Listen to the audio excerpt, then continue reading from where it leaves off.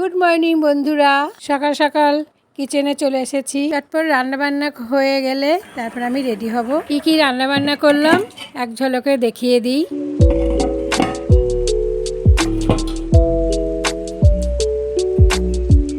Cosmo বাজারে এসেছি, কতগুলো জিনিস কেনাকাটা করব।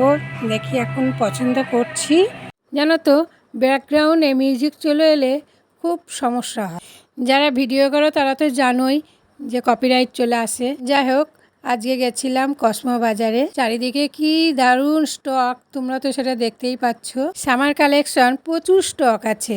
এই কুর্তিগুলো দেখো, গরমে পরে ভীষণ আরাম। দেখি আমি সব ট্রাই করবো।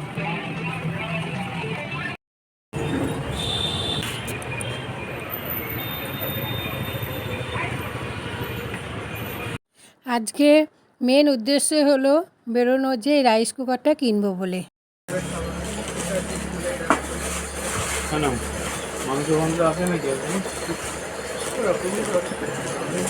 এই যে রাইস কুকার, তোর খুব কষ্ট হয় ভাত করতে, তাই আমি নিয়েছি। তুই ভাত করবি, আমাকে দিবি। ঠিক আছে, ঠিক আছে।